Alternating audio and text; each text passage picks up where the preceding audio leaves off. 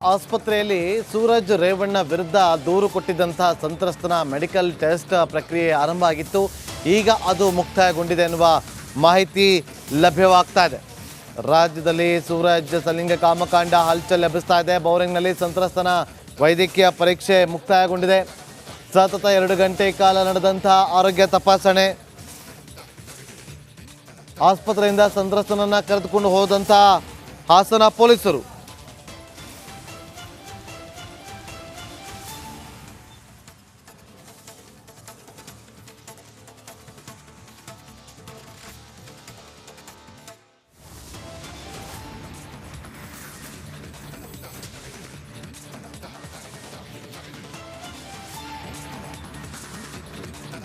Bowring ಆಸ್ಪತ್ರೆಯಲ್ಲಿ ಸಂತ್ರಸ್ತನ ವೈದ್ಯಕೀಯ ಪರೀಕ್ಷೆ ಮುಕ್ತಾಯಗೊಂಡಿದ್ದು ಸತತ 2 ಗಂಟೆಗಳ ಕಾಲ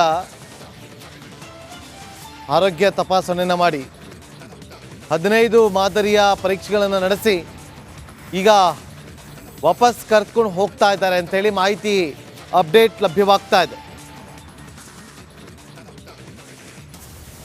ಮತ್ತಷ್ಟು ಮಾಹಿತಿಯನ್ನು ಕೊಡೋದಕ್ಕೆ ನಮ್ಮ ಪ್ರತಿನಿಧಿ ನಾಗರಾಜ್ ಫೋನ್ ಸಂಪರ್ಕದಲ್ಲಿದ್ದಾರೆ. ನಾಗರಾಜ್, ಏನೆಲ್ಲ ಪರೀಕ್ಷೆ ಆಯಿತು, ಈಗ ವಾಟ್ ನೆಕ್ಸ್ಟ್, ಮುಂದೇನು?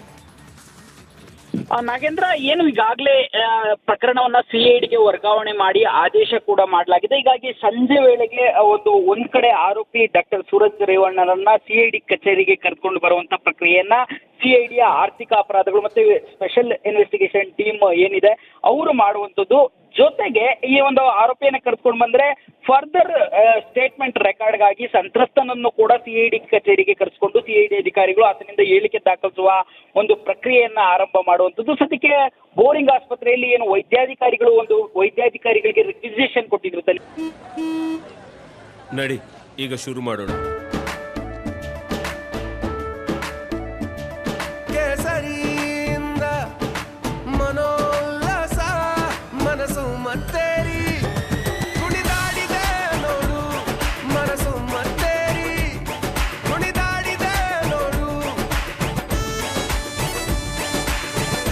ಕ್ಷಣ ಕ್ಷಣವೂ ಆಚರಿಸಿ ಕೇಸರಿ ಹಬ್ಬ. ವಿಮಲ್ ಬಾಯಲ್ಲಿ ಹೇಳಿ ಕೇಸರಿ. ಅಧಿಕಾರಿಗಳು 15 ವಿಧದ ಒಂದು ಟೆಸ್ಟ್ ಗಳನ್ನ ನಡೆಸಬೇಕು. ಈ ಒಂದು ವಿಧಗಳಲ್ಲಿ ನಮಗೆ ಮಾಹಿತಿ ಬೇಕು ಹೇಳಿ ಅದರ ಭಾಗವಾಗಿ ವೈದ್ಯಾಧಿಕಾರಿಗಳು 15 ಪರೀಕ್ಷೆಗಳನ್ನ ಸಂತ್ರಸ್ತನಿಗೆ ನಡೆಸಿ 2 ಗಂಟೆಗಳ ಬಳಿಕ ಕಳಿಸಿಕೊಟ್ಟಿರ್ತಕ್ಕಂಥದ್ದು.